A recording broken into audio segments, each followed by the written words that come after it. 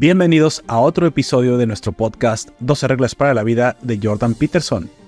En el episodio anterior, exploramos las primeras 6 reglas del libro que nos han brindado valiosas perspectivas sobre cómo mejorar nuestras vidas, encontrar significado y enfrentar el caos que a veces nos rodea.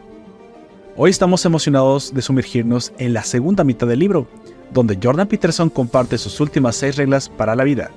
Estas reglas no solo proporcionan orientación práctica, sino que también nos desafían a profundizar en nuestra comprensión de nosotros mismos y de cómo vivir una vida más plena.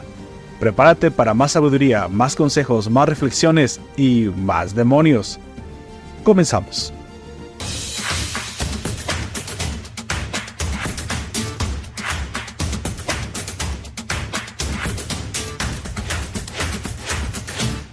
Saludos gente, bienvenidos al podcast de Nación Poperto. Yo soy Lord Poperto, los estaré siendo su anfitrión a lo largo de este podcast. Como siempre me acompaña mi coanfitrión, el hombre del sur, esa voz misteriosa que viene desde el otro lado del continente. Por favor, preséntate. Buenos días, buenas tardes, buenas noches, donde quiera que estén, a la hora que nos quieran escuchar. Mi nombre es Comics aquí ahora y hablamos hoy de 6 reglas para la vida. Un antídoto ante el caos de Jordan Peterson. Ojalá les guste esta segunda parte y final. Exactamente. Quienes no han escuchado el anterior podcast, les recomiendo que vayan a darse una vuelta para que escuchen las primeras 6 reglas y nuestra opinión acerca de ellas. Sin embargo, no es obligación, pueden quedarse en porque las reglas están partidas, cada una tiene su propio tema, así que pueden escuchar perfectamente primero y luego ir al anterior. Daría exactamente lo mismo. Así que, pues bueno, para luego es tarde, vamos continuando, vamos siguiendo con la reseña, con el análisis de las reglas. Pero antes de continuar, quisiera preguntarle a Don Comics que a un mes vista de haber leído prácticamente este libro, preguntarle si alguna de estas reglas en verdad ha calado un poco en su vida. ¿Has hecho algo diferente, Don Comics, por haber tocado este material? La primera, darme derecho y tirar atrás los hombros. La segunda, hay algo que me sonó bastante que no me había dado cuenta. En alguna, va y viene. Toca una temática Peterson que habla de esto que es la... sé cómo lo llama él. La desesperanza, la antiesperanza, no sé. A veces, y a mí esto personalmente me ha pasado, uno la pega muy bien en el trabajo. Es una cosa que recibe aplausos de todas partes, incluso de gente que lo conoce.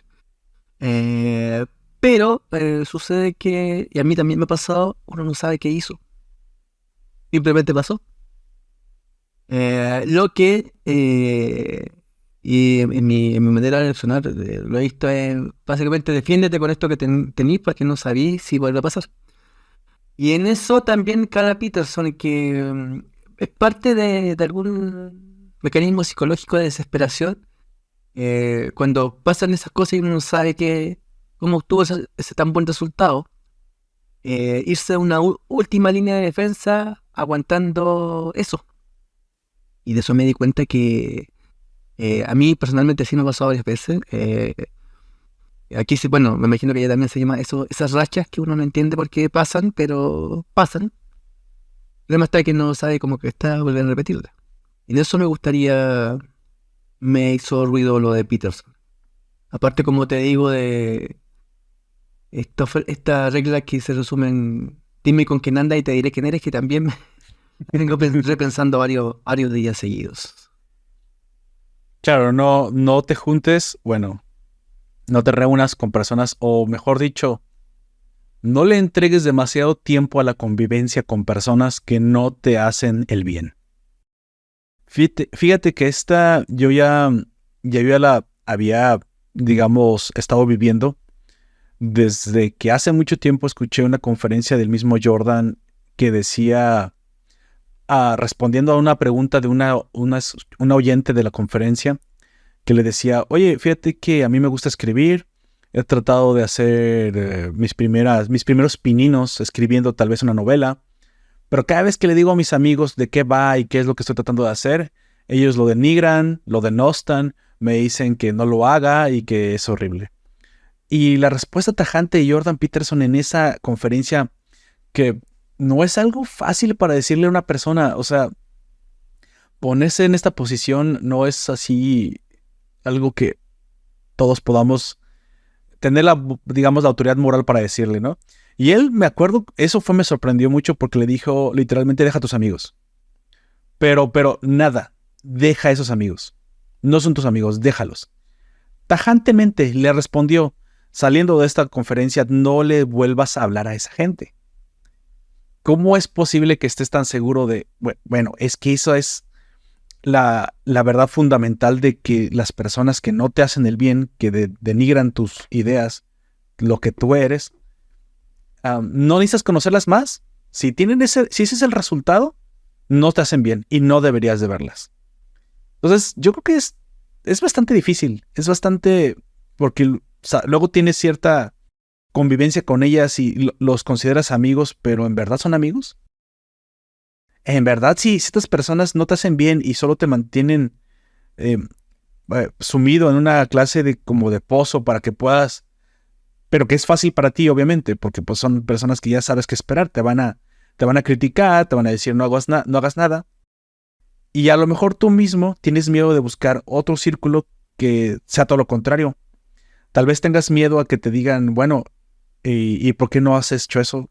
¿Por qué no vamos haciéndolo? ¿Por qué no vamos empezando ese proyecto? ¿Por qué no comienzas a escribir ya un capítulo y me lo muestras? Y Jordan Peterson plantea eso, ¿no? A lo mejor nosotros somos los que no queremos juntarnos con alguien que nos pida más de lo de nuestros esfuerzos, y nos parece conveniente estar con los que no lo piden. Es un poco nuestra culpa, fíjate, eso es lo que creo que me caló hondo. Es un poco nuestra culpa buscar ese tipo de gente. Cuando tú pensarías que es la única regla, o es una de las pocas reglas donde pues las cosas están fuera de ti, ¿no? Es tu exterior.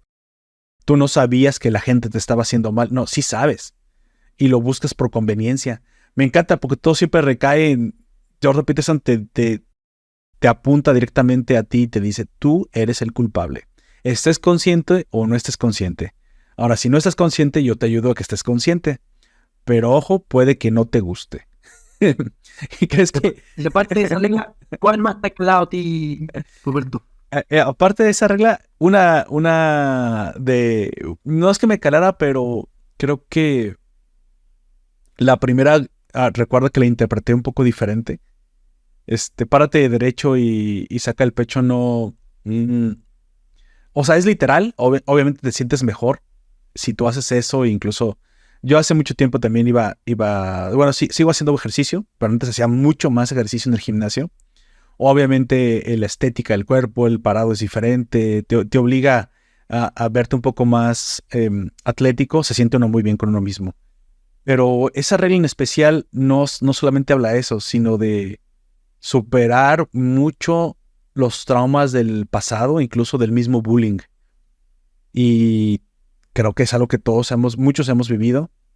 Y aprender a perdonar eso no es fácil. Creo que esa regla pone el dedo en ciertas llagas que muchos siguen cargando hasta el día de hoy. Y yo creo que cuando uno se ve al espejo y dice, claro, ¿sabes qué? Creo que sí puedo ser esa persona que se para con el pecho en alto y los hombros hechos hacia atrás.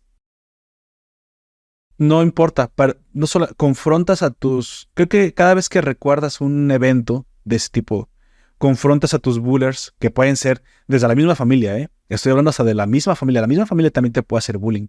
No solamente estoy hablando del colegio, o del trabajo, o de las personas que te tratan de hacer menos. No solamente las puedes confrontar una vez.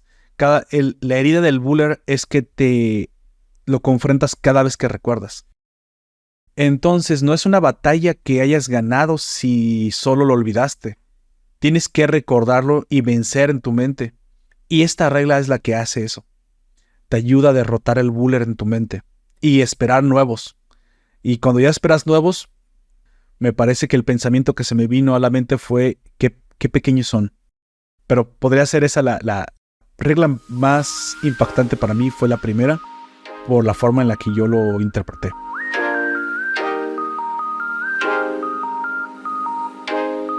Así que vamos comenzando, ¿no, cómics? Séptima regla, Dedica tus esfuerzos a hacer cosas con significado, no aquello que más te convenga. Esta regla habla precisamente de no estar usando nuestras fuerzas, nuestra voluntad, nuestras acciones, enfocando nuestra mente a lo fácil, sino que en verdad busquemos cosas que nos reten moralmente, intelectualmente, físicamente, porque dice que ahí vamos a encontrar una mejor prevalencia para el futuro. Esta regla habla mucho de la formación del contrato social y cómo la moral individualista precede al contrato social colectivista. ¿Qué te sonó a ti esto, Don Comics? Un punto que trata mucho Jordan Peterson, que también es muy derivado del calvinismo y también del budismo zen, el evadir el placer momentáneo. Uh-huh. Eso es lo que Jordan Peterson también trata varias veces a través del libro. Lo que me parece trata de establecer aquí. Ahora, un punto aparte, me parece que este no es el primero que lo hacen, casi todos lo están haciendo los autores de mayor o menor éxito. Ellos escriben una serie de ideas, un lineamiento, pero los redactan los ghostwriters. Lo hacen todos, pueden ser periodistas, salvo la gente que escribe novela, cuento, poesía o filosofía. Los demás suelen escribir con ghostwriter, ellos tienen la idea, el ghostwriter los redacta. Aquí me queda claro que por lo menos hay dos ghostwriters, uno en una primera parte y otro en la segunda. ¿Por qué? Porque en la segunda empieza a hacer muchos devaneos con conceptos que sabe que son o imposibles de definir o él busca que sean indefinibles.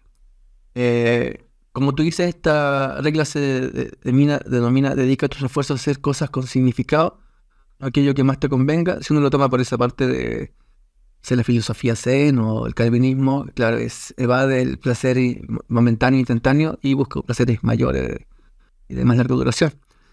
También puede ser así como una especie de responsabilidad personal social, pero aquí la frase o el término que empieza a rebuscarse me parece mucho. ¿Qué carajo significa significado? Sí. Con significado, ¿qué significado? Y empieza a devanear. Él sabe que en algún punto no va a poder definir eso, pero así todo empieza a meter palabra a palabra. Ahí me parece un poquito, mucho autoayuda, mucho el secreto y un poco del primer Peterson de los primeros capítulos, por ejemplo.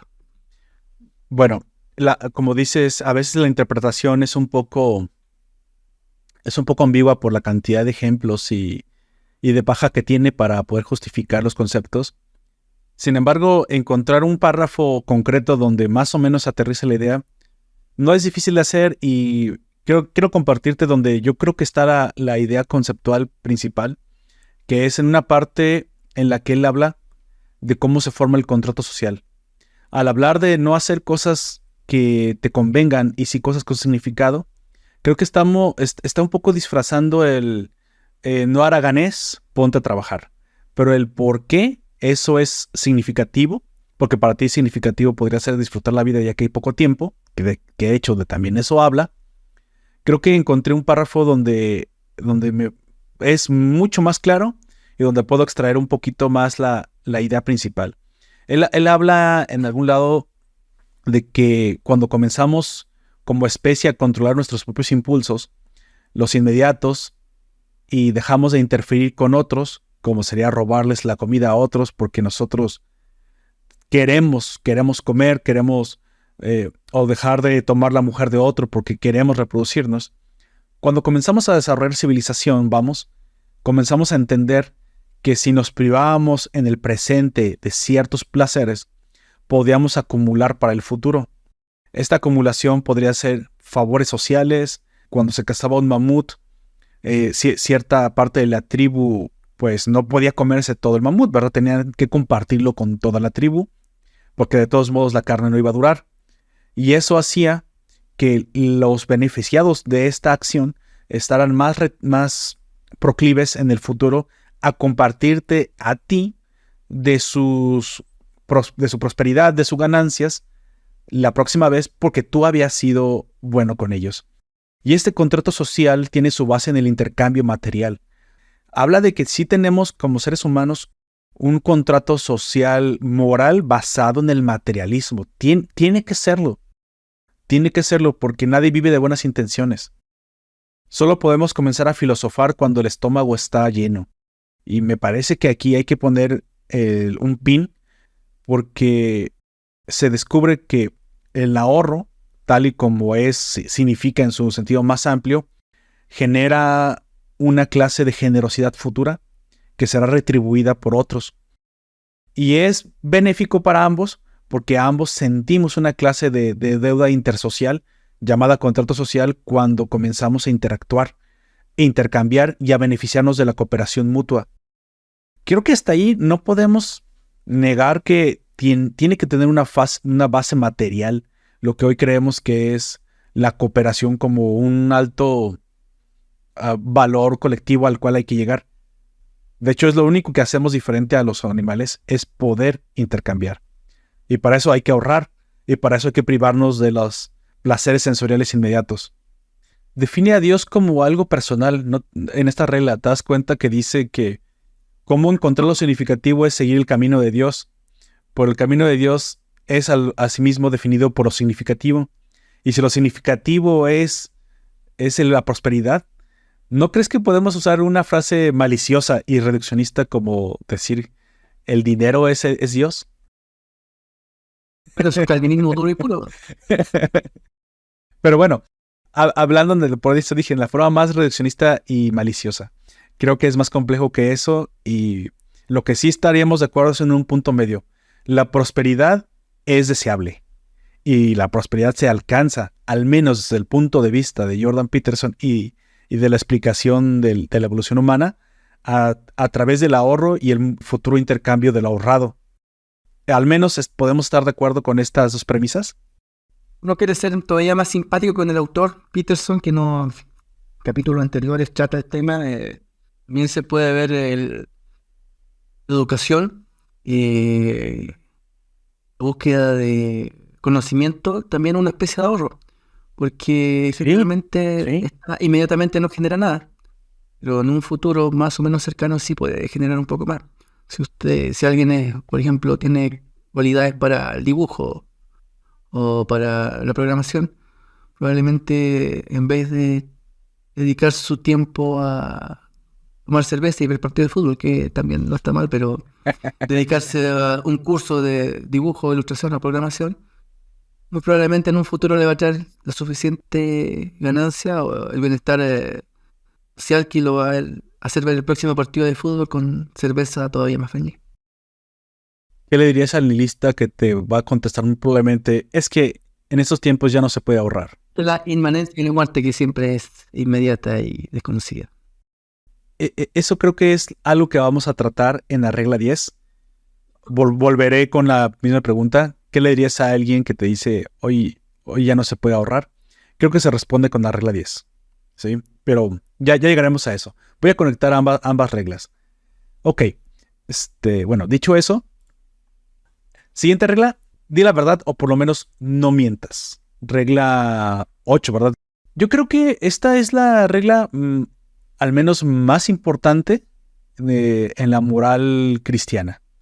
Sí, pero yo creo que debería ser en cualquier clase de moral. Jordan Peterson vincula la verdad a la práctica prosperidad futura.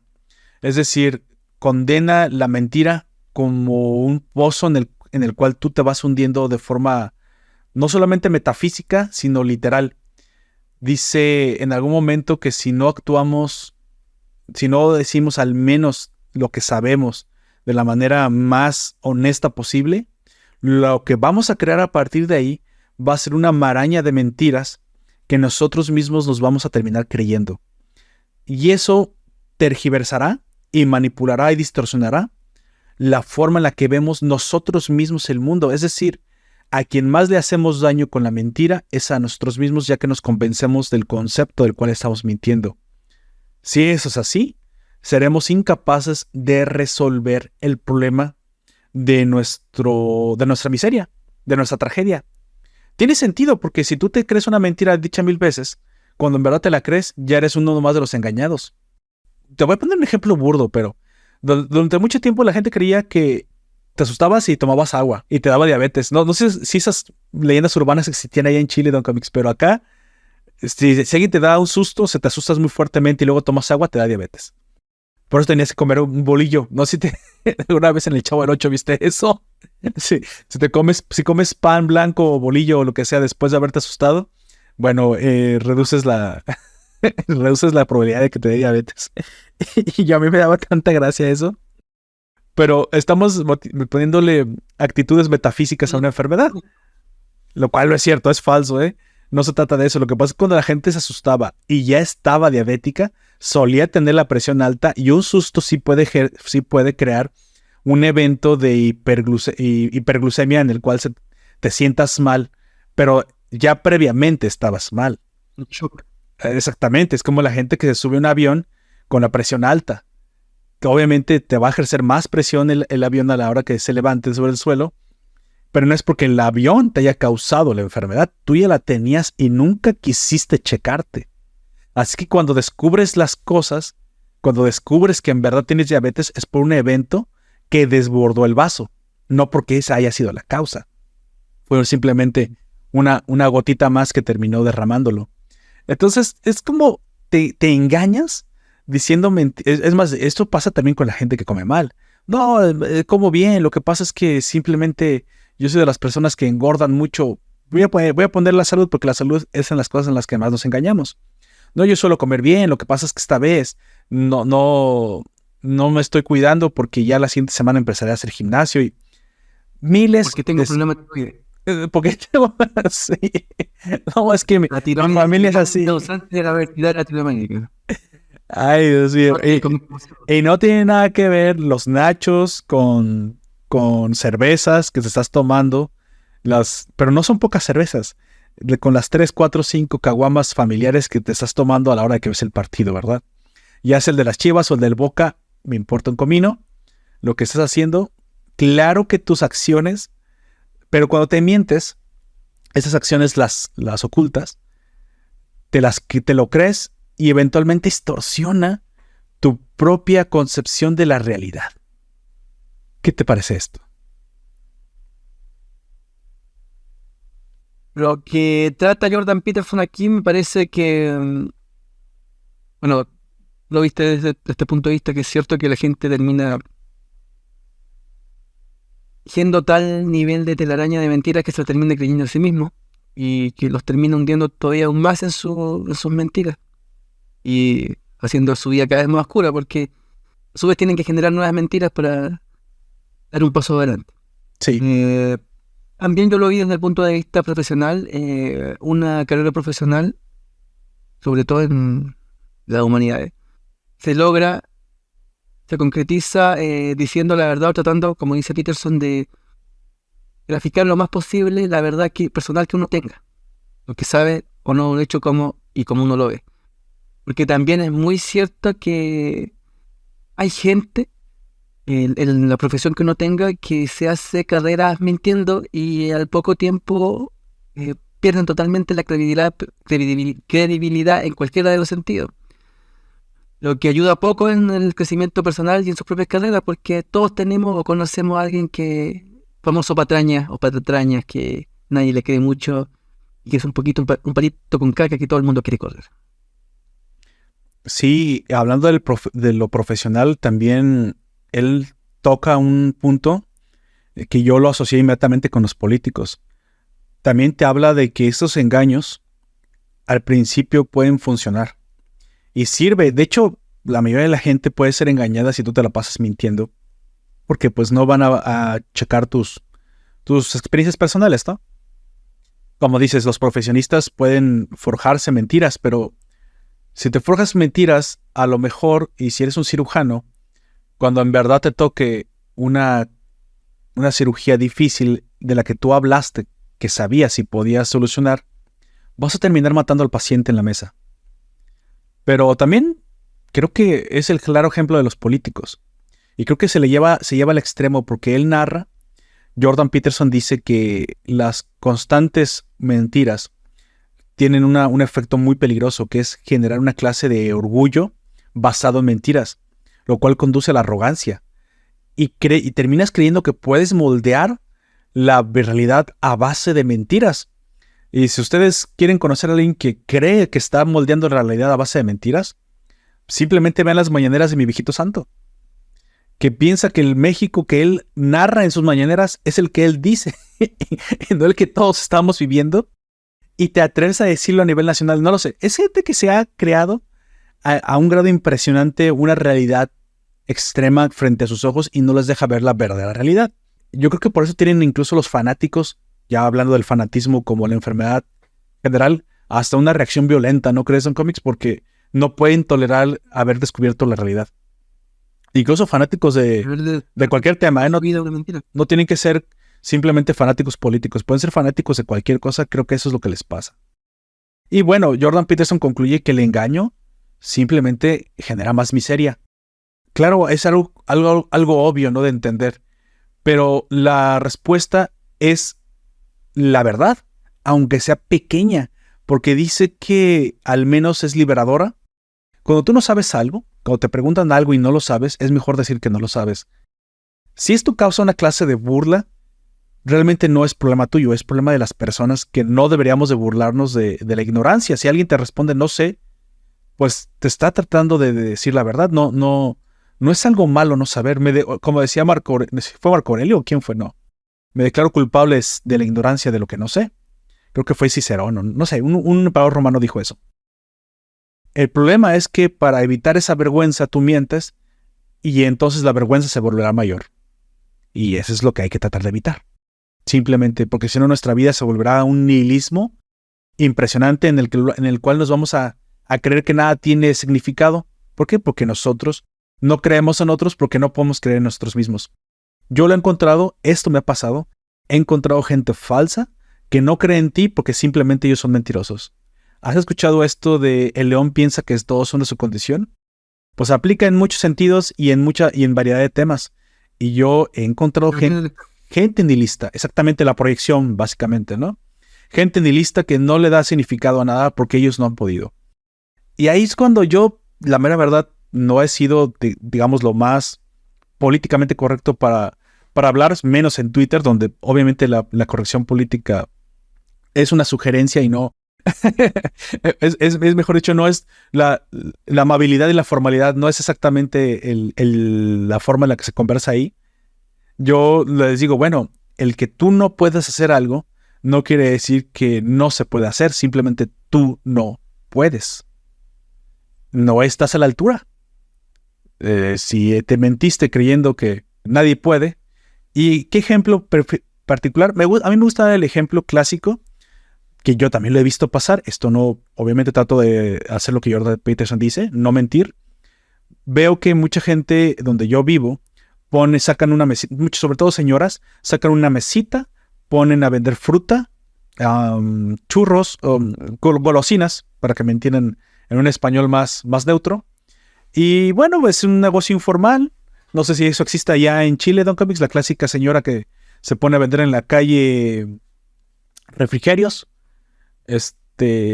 Y incluso entre los puestos, entre las en las pequeñas mesas de señoras que venden fruta o que venden lo que tú quieras, hay diferencia. E incluso hay unas que están más aclientadas que otras. Hay otras que hacen, aquí comemos mucho chile, obviamente, hacen salsas o chiles mucho más deliciosos que otras. Entonces, obviamente, triunfan en el mercado más que otros. Y la idea generalizada, estúpida desde mi punto de vista, un poco de las mentiras que uno se las cuenta, es que mucha gente dice, claro, le va bien a tal persona porque eligió un buen lugar para vender. Comienzan a dar excusas sobre el qué y no el cómo. Pero por lo general piensan que la gente tiene éxito porque tuvo suerte. Y no, luego no tuvo suerte. A lo mejor esa señora no tiene educación, solamente pudo poner un puestecito de fruta. Pero ahora lo que ella hace es que se levanta más temprano, va al mercado más temprano, compra la fruta más fresca que puede encontrar, no escatima en eso, no te compra fruta de segunda, tercera podrida para venderla, se esfuerza haciendo la salsa, no es mezquina a la hora de servirte las raciones por el precio que te cobra. Y el ejemplo perfecto de eso es que tengo ahí alrededor donde yo trabajo muchísimos puestos de esos que les acabo de decir. Y específicamente me gusta mucho comprarle un puesto que me cobra, es el que cobra más caro. Y dirán, bueno, Poperto, es que tú eres pudiente. Sí, la verdad es que sí.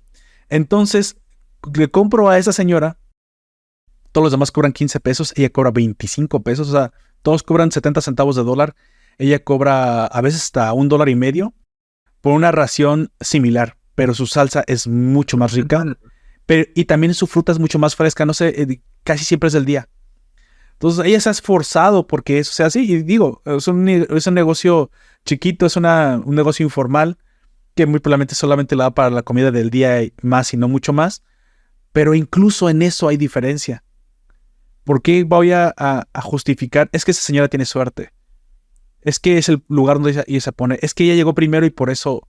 No es cierto. Esta señora no es la primera que llegó. Ya había puestos antes.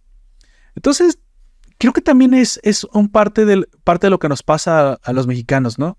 Creemos que tratamos de justificar con el qué algo que vemos para poder vivir en la mentira, ¿no? Mejor no hay que esforzarse porque realmente solamente le va bien a la gente que tiene suerte. Si tú te A crees... propósito, esto es fruta con salsa picante. No, es un tipo de salsa, no es salsa picante porque la salsa picante es lo que tú conocerías como salsa tabasco. Sí, también te la pueden poner. Lo que me gusta, lo que consumimos mucho aquí es un tipo de chile en polvo. Es como un chile seco, molido con más especies, que se espolvorea arriba de la fruta y da un sabor muy delicioso. Y a veces esto no es muy picante. Por lo general, a mí me gusta mucho comprar jícama.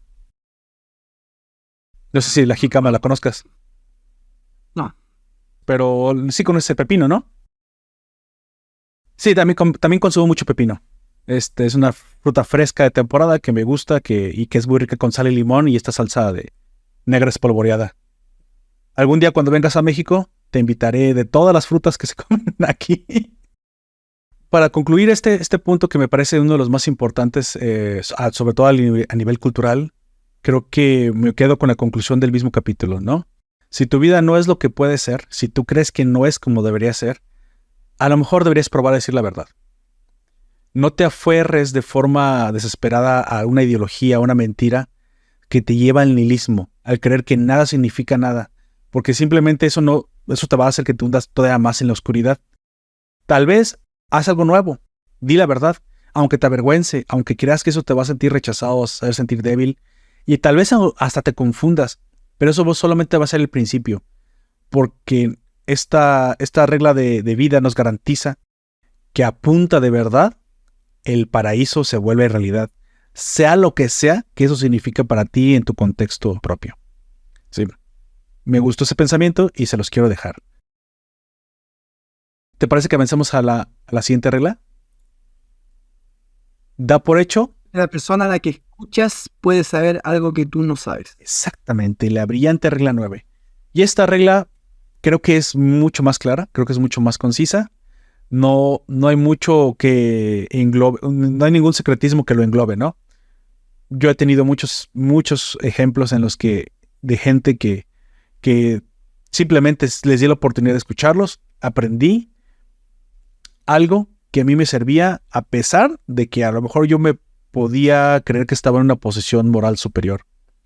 El ejemplo más claro histórico, creo que una de las anécdotas, no sé si es de verdad, pero más divertidas que existen es cuando dicen que el famoso millonario John D. Rockefeller, magnate del petróleo en Estados Unidos, cuando escuchó antes del crack del veintitantos en Estados Unidos, cuando escuchó de un limpiador de botas que él estaba tratando de invertir en el mercado porque el mercado estaba haciendo rico a todo el mundo, fue en el momento que John D. Rockefeller sacó su dinero del mercado. Y la razón que él dio es porque si mi limpiador de botas está hablando del mercado, quiere decir que algo anda mal. ¿Por qué? Porque, bueno, por la razón técnica es que cuando el mercado llega a la gente que no debería llegar normalmente, es porque hay una burbuja de sobreinversión. Esa es la razón técnica. Un economista que yo escucho por ahí, el mercado siempre castiga los consensos. Cuando todos estamos de acuerdo en algo, es que ya pasó. No se trata de escuchar a alguien que tú sabes que te va a dar algo valioso. No, creo que esta regla no se trata de eso. No es un mérito para nada escuchar un gran filósofo o escuchar un profesor o escuchar a tus propios padres porque sabes que te están tratando de dar algo valioso. Creo que es más meritorio de lo que la regla habla, es más meritorio escuchar a alguien de quien crees que no te puede aportar nada. Ahí es cuando realmente tu humildad te permite, tal vez, minar unos pequeños diamantes de conocimiento que de otra manera tú no hubieras podido obtener. Esta regla es mucho más concreta. Uno de los pensamientos que me gustó es que dice que cada persona puede decir lo que piensa solo después de repetir las ideas y sentimientos de la persona que acaba de hablar de forma minuciosa, con una formulación que esta persona apruebe. Es decir, nos enseña a escuchar a otros. ¿Y cómo escuchar mejor a otros? Es, después de que tú escuches una idea, aunque no estés de acuerdo con esa idea, trata de parafrasearla, repetirla para que te dé su consentimiento la otra persona, para ver si fue lo que verdaderamente entendiste. Pero eso también me llevó al mundo empresarial. ¿No te ha pasado en cómics que tú dices digamos, das una instrucción o transmites una pieza de información, lo más clara que tú puedes darla, y crees que la otra persona lo entendió, y cuando después vas a revisar o vuelves a encontrarte con esta persona, te das cuenta que entendió algo completamente distinto a lo que tú le habías transmitido? A veces son bolas de nieve que crecen y terminan en resultados inesperados. Sí. Así que yo solamente les voy a dar el consejo, adaptando esto que acaba de decir Don Comics a mi contexto, que cada vez que si ustedes están en una posición en la que dan instrucciones, por favor, háganse el bendito favor que después de haberlas dado, le pregunten a la persona qué fue lo que entendió. El feedback es una fuerza impresionante. Hay que pedirlo. hay que constatar que estamos hablando de los mismos caballos, de los mismos perros, de las mismas cosas que estamos hablando, porque cada cabeza es un mundo. Y me parece que este es uno de los consejos más valiosos a nivel técnico y profesional que uno se puede llevar. ¿Quieres aprender a las personas? Aprender a las personas primero. No creas que es estúpida e idiota. Entiende que esta persona puede tener algo muy valioso para ti. Y luego, cuando comuniques algo a esas personas, trata de solicitar feedback inmediato para ver que estén hablando prácticamente el mismo idioma. ¿Nos quedamos con esta conclusión, Don Comics? ¿Crees que es algo que podemos sacarle provecho de esa manera? Y coincido contigo, el feedback es parte de cualquier comunicación humana.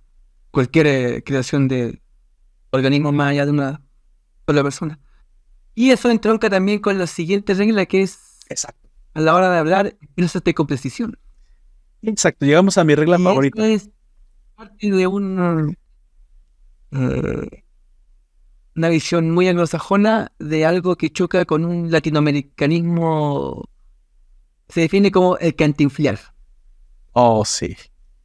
Sí. Ese verbo tan Latinoamericanismo. tan latinoamericano. En cada se ve el cantinflear.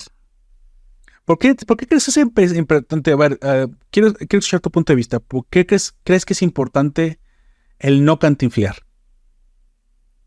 Bueno, primero profesional, todavía me acuerdo esas primeras clases de Derecho cuando un profesor grita: señores, ustedes estudian Derecho, señores y señores, ustedes estudian Derecho, estudian Humanidades, lo único que tienen es la precisión en los términos, no tienen nada más, no tienen laboratorios, no tienen experiencia física, no tienen experiencia en nada más, tienen, el único recurso es la precisión terminológica.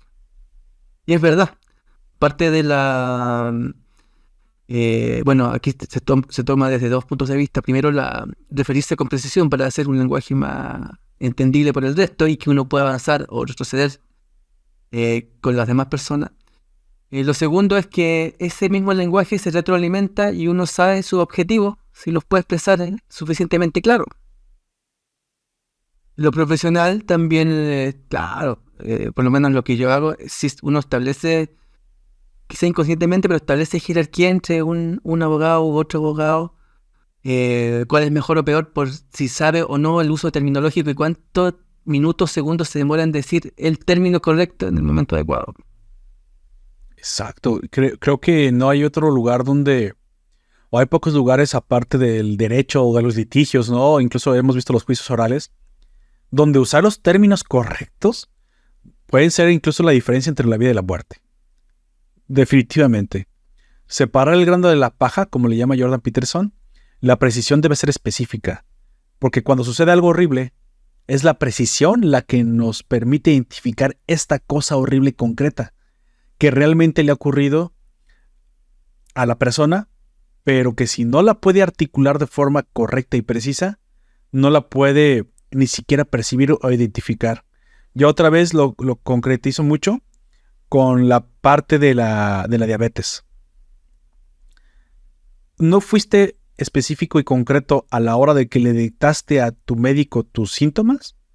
¿Trataste de minimizar alguna cosa que te avergonzaba? Pues entonces el diagnóstico que puedes esperar no va a ser tan preciso para ti porque tú no estás siendo preciso.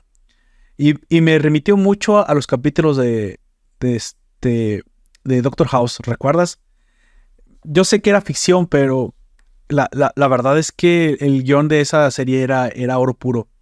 ¿Recuerdas que Doctor House decía que los pacientes mienten? Que no hay que creerles absolutamente nada de lo que digan, que incluso esa es la razón por la cual él disfrutaba de diagnosticarlos sin tener ni siquiera que verlos o tocarlos. Mandaba a sus 3 doctores a hacer las pruebas pertinentes y deshumanizaba al paciente para verlo tal cual como un problema técnico. Esto lo hacía moralmente discutible, pero técnicamente impresionante. Por eso era el mejor diagnóstico del país. ¿Te recordó a esto, Don Comics? Yep. Que lo que sí hace Todd House por lo menos es, me parece más que, claro, como tú dices, cada vez que uno logra enfriar un tema, mayor el poder de análisis sobre el mismo tema o el problema.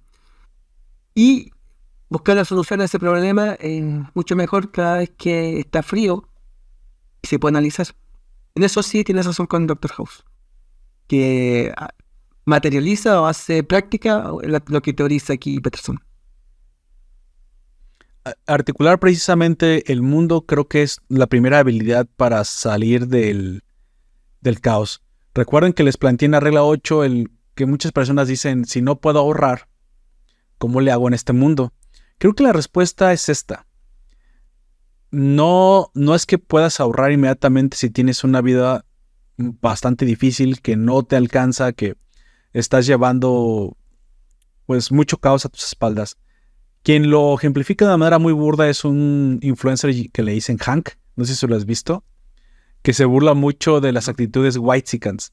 Una actitud whitexican es un video de TikTok donde tú puedes ver al clásico niño pijo, pero puede ser latinoamericano, no solamente mexicano, porque somos una mezcla de blancos, oscuros, cafés y de todos lados. Pero últimamente hemos visto que hay una burla hacia la clase blanca alta privilegiada, en la que sus problemas pueden ser pues, problemas que no tenemos la gente normal, ¿no? Los mortales de a pie.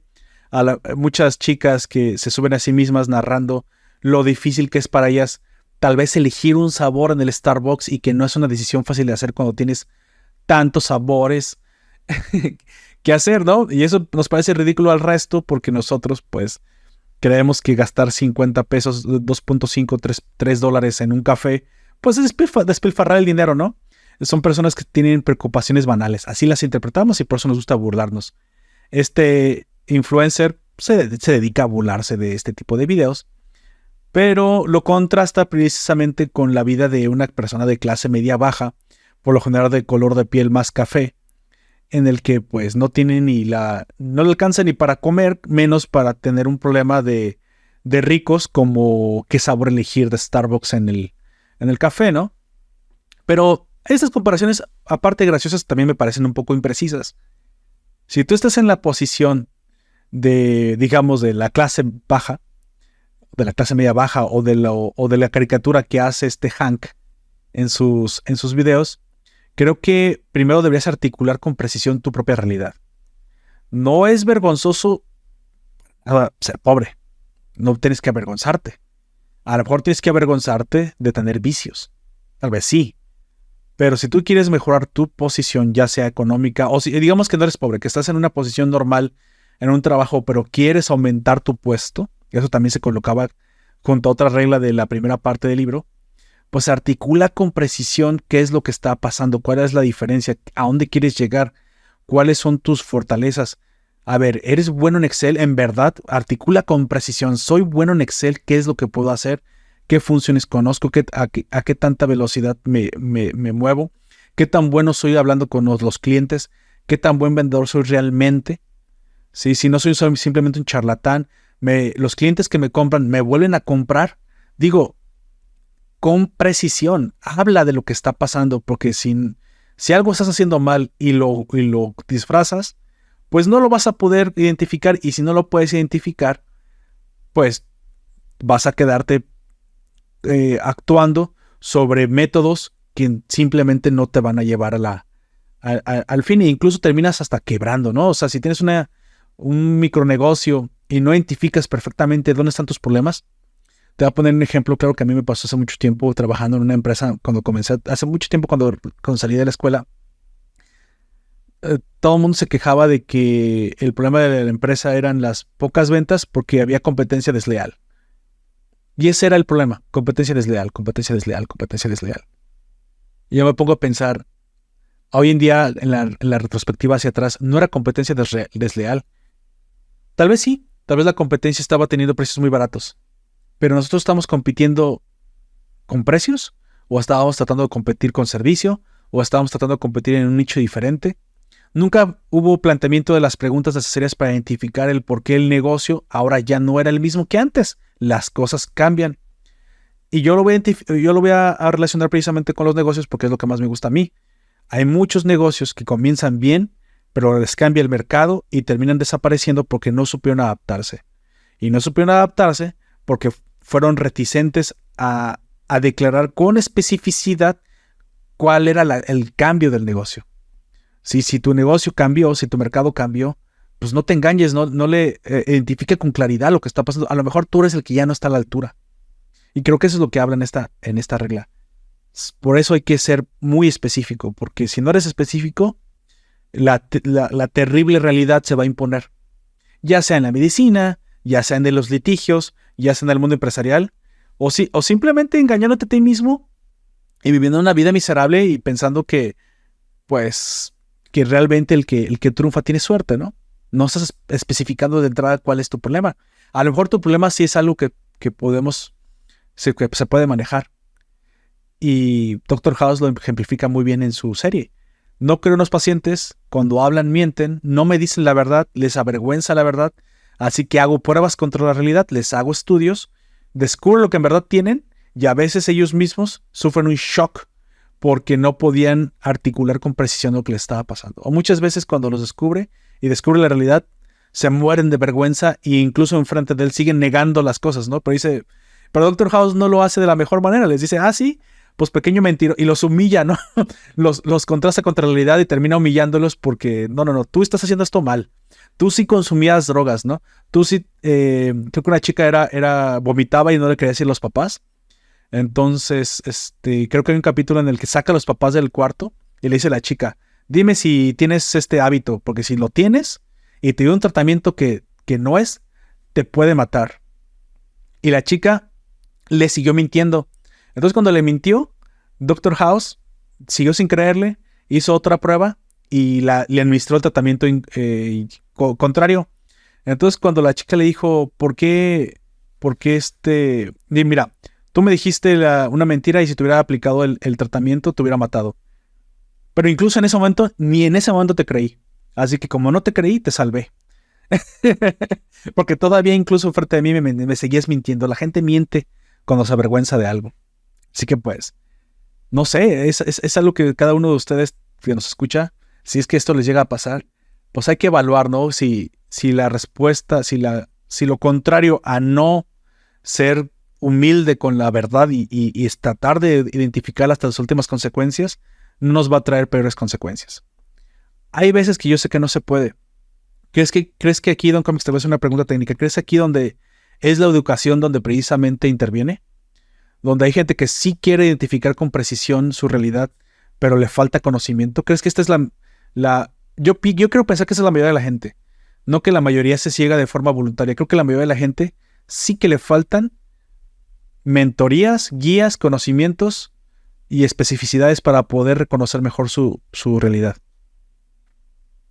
Puede ser porque el mundo de las palabras es muy vasto. Tiene, sobre todo el castellano es muy multivoco. Bueno, ahí lo tienen.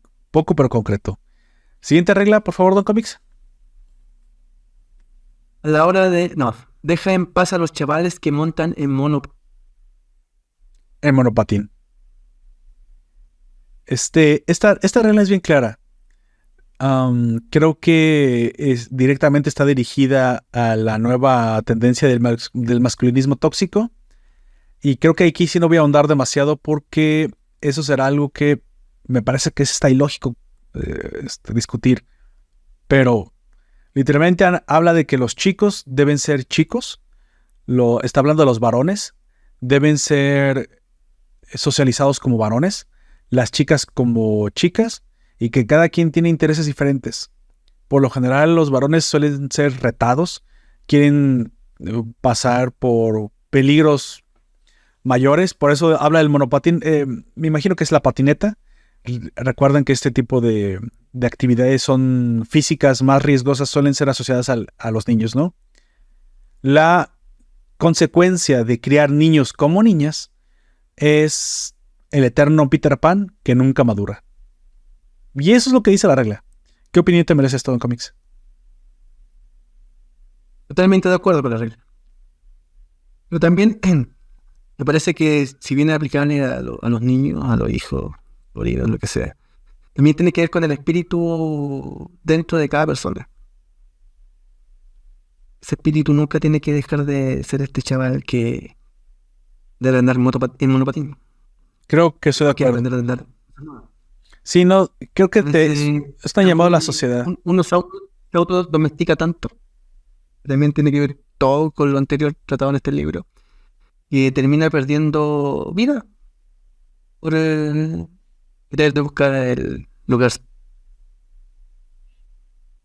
Completamente de acuerdo. Perfecto. Y creo que, digo, no vale la pena hablar más de eso porque creo que es obvio, ¿no? Ya no me gusta. Eso se ha hablado muchísimo en las redes, se ha hablado muchísimo en todos lados. Deja que los niños sean niños y no te metas a tratar de cambiar la naturaleza, incluso de la genética. Es imposible. O sea, sería una cosa tonta. Tú no puedes hacer que un perro se vuelva gato ni un gato se vuelva perro. Así que.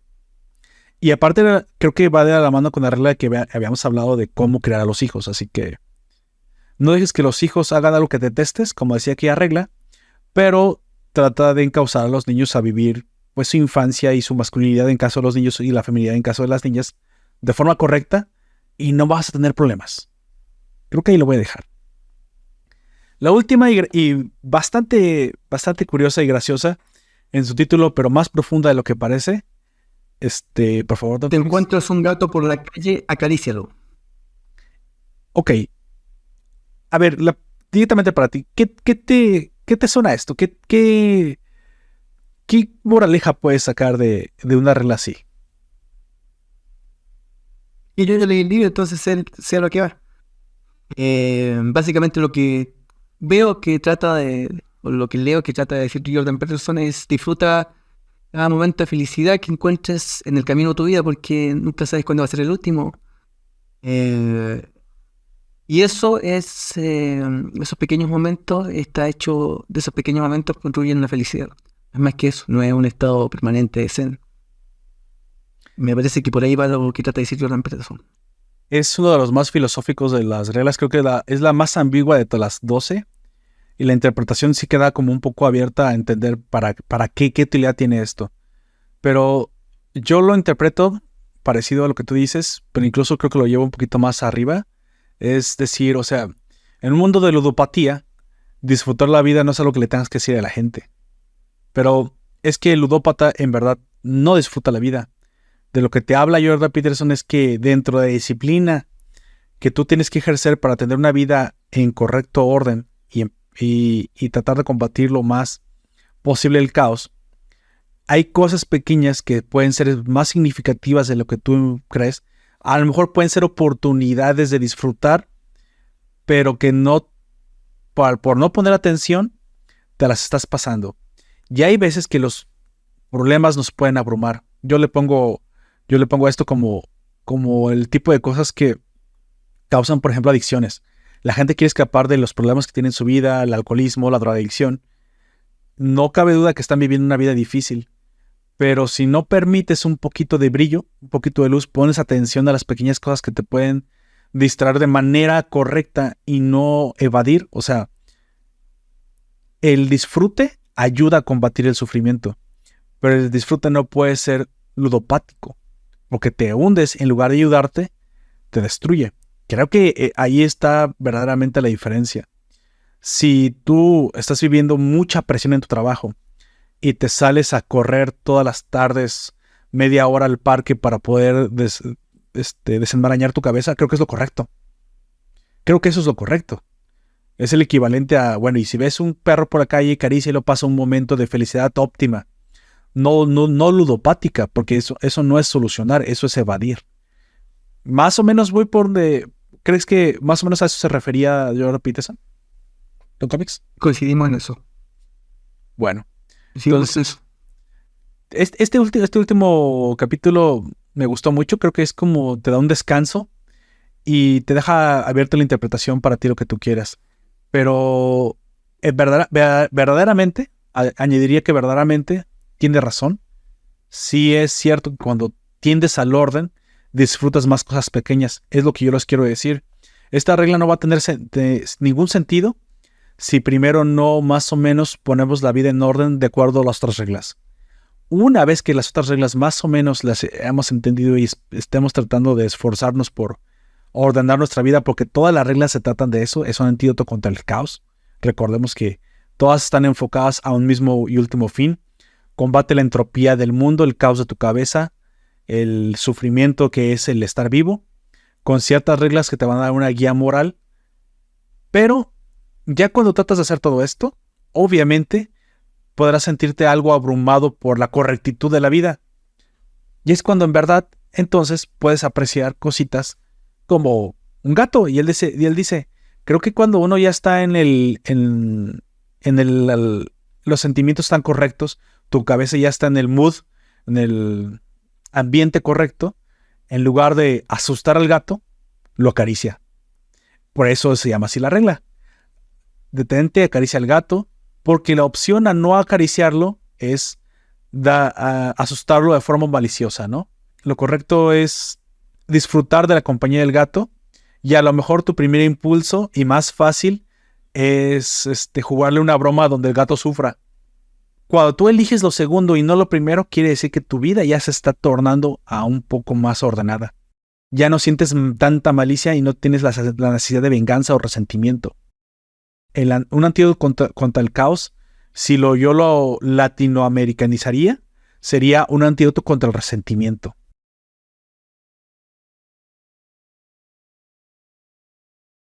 Bueno, entonces dándole el final a este maravilloso podcast que acabamos de grabar, por favor, concluye. Pues las 100 páginas de... Así es, más de 500 páginas.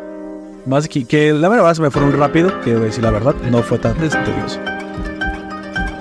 Por favor, tus conclusiones, Don Comics, de todo esto. 118 páginas. Interesante libro, si bien tiene mucho de autoayuda, que como dicen los españoles tiene mucho porcentaje de zaraza. Uno, y como decía una de las reglas por ahí, uno siempre puede escuchar algo nuevo que un desconocido puede decirle. Y en este caso Jordan Peterson está en eso. Sí, completamente de acuerdo. Creo que mi conclusión ya se las dije. Esfuércense. Primero, hago un llamado a que si no han leído, creo que ese es un libro que se lee fácil. Es bastante largo, pero porque hay muchísimas anécdotas, muchísimas referencias a otros autores, a la Biblia, pone muchísimos ejemplos. Desde ese punto de vista es fácil de leer. Las palabras utilizadas en la traducción, al menos que yo tengo, no son difíciles. Pero no es un libro que se sientan obligados a leer todo de golpe. E incluso yo les recomendaría que si consigan este libro, vayan directamente al índice y comiencen a leer la regla que más les parezca atractiva. No tienen por qué leerlo en orden, de hecho no es necesario que lleve ningún orden, y eso creo que me parece útil. Creo que puede ser un libro de consulta futura. Yo les recomiendo que hagan lo que yo hice, subrayen, pongan anotaciones, déjenlo como un libro de cabecera que puedan llegar a consultar de nuevo cuando algún término no lo entiendan pero les parezca atractivo. Y si hacen esto, parecerá mucho menos tedioso, porque prácticamente pues, es un libro de 500 páginas. En la versión que yo tengo, bueno, es que la versión que yo tengo es modificada, pero sí es un libro prácticamente, creo que si es físico es como de 300 páginas. Pero ustedes olviden las páginas, eso no tiene nada que ver. A lo que me refiero es que vayan directamente a la regla, a la solución que ustedes quieran, porque muchos me podrán decir, estas reglas yo ya las conozco, esta regla no me sirve, esta regla sí me sirve. De eso se trata de que cada uno haga minería y saque del libro la piecita, el diamante en bruto que necesita para entender mejor algún aspecto de su vida. Creo que esa es la conclusión que yo les daría. Léanlo de esa manera si lo quieren obtener y comprar, porque va a ser mucho más fácil.